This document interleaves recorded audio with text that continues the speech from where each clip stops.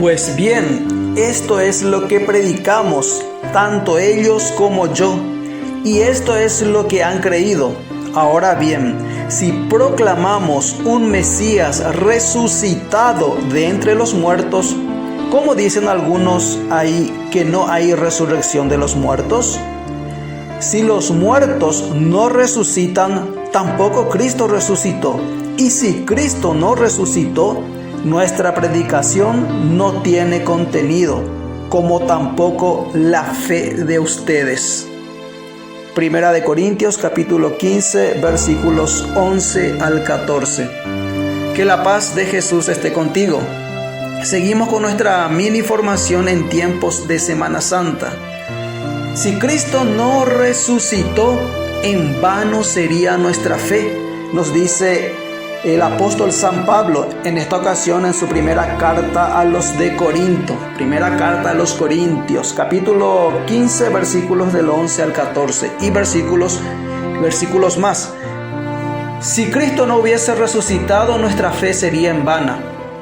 El culmen de nuestra fe, la razón de ser de nuestra fe es la resurrección de Cristo. A eso apuntamos. La resurrección de Cristo se da en el marco de una fiesta judía, que es la fiesta de la Pascua. Por eso decimos que Cristo es nuestra Pascua. ¿Por qué? Porque Pascua significa paso. En realidad, Pascua en el Antiguo Testamento significaba pasar por alto, pasar por encima, pasar por alto. Cristo ha dado ese paso de la muerte a la vida. Esa es la Pascua cristiana, esa es la Pascua de Cristo. Pero para entender el sentido de la muerte y de la vida, a qué hay que morir y cómo es que hay que vivir, cómo es que se vive, es importante ir primero al Antiguo Testamento. Me propongo en esta sección de hoy, en nuestra catequesis, hablar de la Pascua en el Antiguo Testamento. Y en la siguiente sección hablaremos ya en el Nuevo Testamento, la Pascua cristiana. Para entender la Pascua cristiana hay que entender la Pascua judía. Para entender la fe cristiana que hunde sus raíces en la fe judía hay que entender a la fe judía. Por eso, para entender el Nuevo Testamento, hay que entender el Antiguo Testamento. Como nos decía San Jerónimo. En el libro del Éxodo, capítulo 12, versículos 1 en adelante, la institución de la Pascua. Yahvé dijo a Moisés y a Aarón en el país de Egipto: este mes será para vosotros el primero de los meses, será para vosotros el primer mes del año. Decid a toda la comunidad de Israel: el día 10 de este mes, cada uno tomará una res por familia, una res por casa. Si la familia es demasiado pequeña para comer la res, que la comparta con el vecino más próximo, teniendo en cuenta el número de personas y la ración que cada cual pueda comer. Será una res sin defecto, macho, de 1 año. La escogeréis entre los corderos o cabritos. La guardaréis hasta el día 14 de este mes y congregada toda la comunidad de Israel la inmolará al atardecer. Tomaréis luego la sangre y untaréis las 2 jambas y el dintel de las casas donde la comáis. Esa noche comeréis la carne, la comeréis asada al fuego, con ázimos y con hierbas amargas. No comeréis de ella nada crudo ni cocido, sino asado al fuego, con su cabeza, patas y vísceras. No dejaréis nada hasta la mañana, pero si sobra algo, al amanecer lo quemaréis. La comeréis con la cintura ceñida, los pies calzados y el bastón en la mano, y la comeréis deprisa. Es la Pascua de Yahvé. Esa noche yo pasaré por el país de Egipto y mataré a todos los primogénitos del país de Egipto, de los hombres y de los animales, y haré justicia con todos los dioses de Egipto. Yo, Yahvé, La sangre os servirá de señal en las casas donde estéis. Cuando yo vea la sangre, pasaré de largo y no os afectará la plaga exterminadora. Cuando yo hiera al país de Egipto, ese día será memorable para vosotros.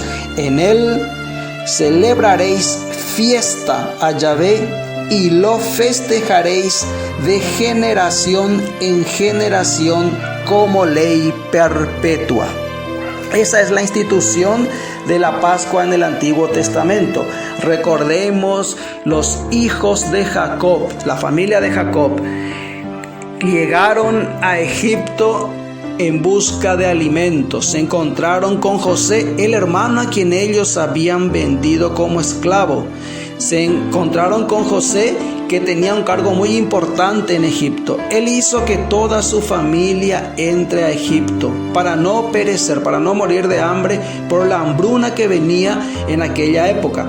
Ese es el motivo por el cual los hijos de Jacob, a quien Dios, recordemos, va a cambiar el nombre por Israel, los hijos de Israel, de donde vienen las 12 tribus de Israel, van a quedar en Egipto.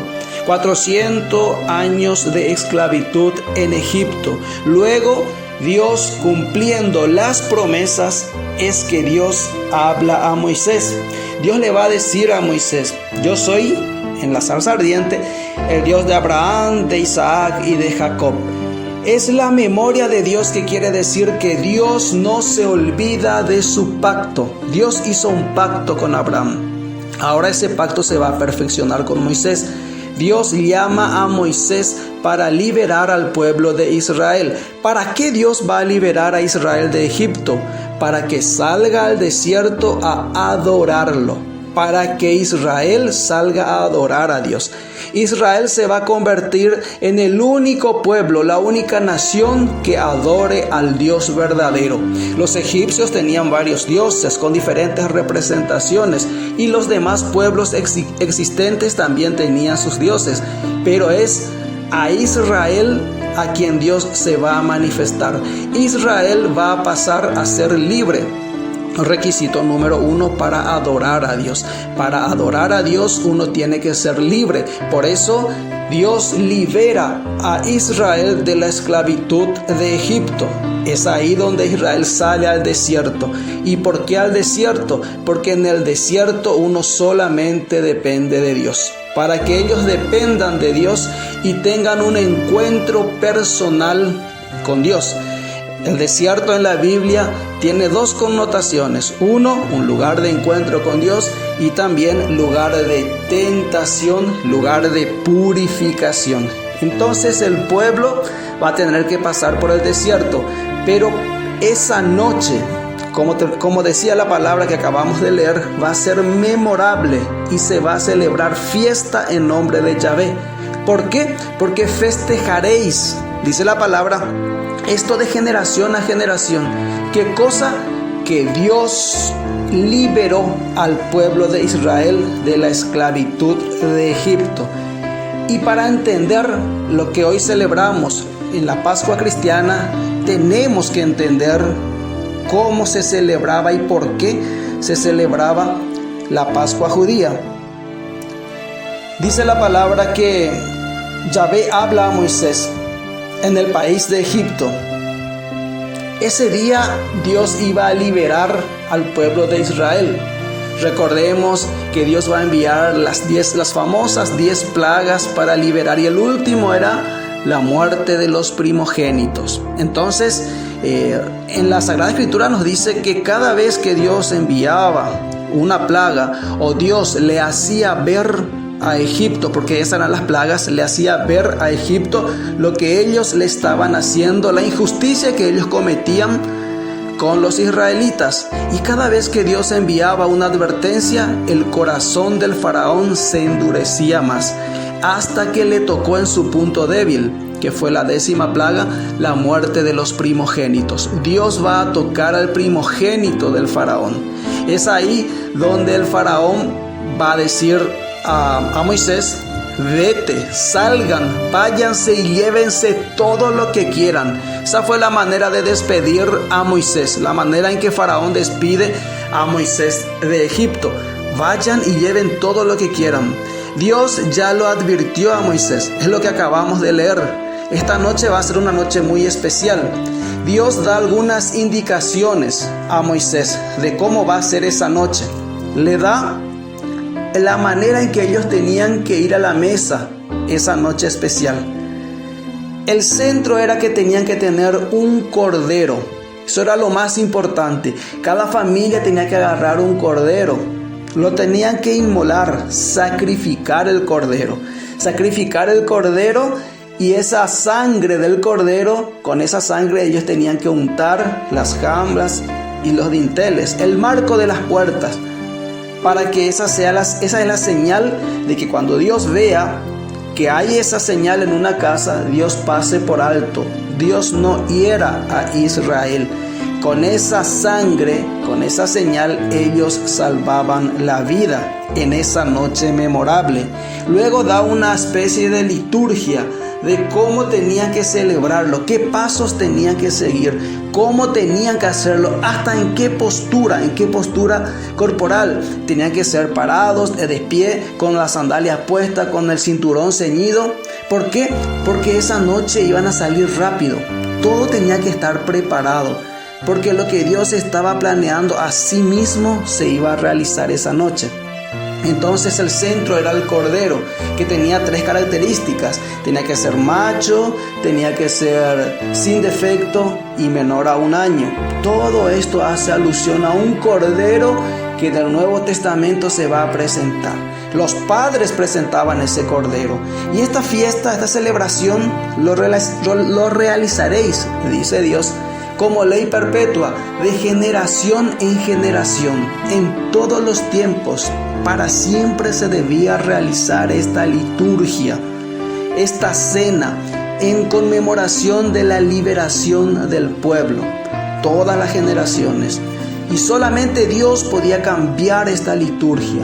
Vamos a ver en la siguiente catequesis que Dios va a darle algunos retoques, algunos cambios a esta liturgia que se está gestando en el Antiguo Testamento y que tiene un significado muy especial para Israel. El centro es el cordero. El cordero que tiene que ser sacrificado. ¿Y cuál es la razón, el motivo del sacrificio? El sentido del sacrificio es la transformación. Por eso ellos tenían que cocinarlo, tenían que comerlo y lo que sobraba tenían que quemarlo, dice la palabra. ¿Por qué? Porque lo que uno ofrece a Dios, ofrenda a Dios, el sacrificio que uno ofrece a Dios ya no es para sí mismo, sino es para Dios. Entonces ya nadie puede tocar lo que fue sacrificado para Dios. Se quemaba. Entonces, ¿por qué? Porque eso enteramente pertenecía a Dios. El centro es el cordero. La razón, el sacrificio.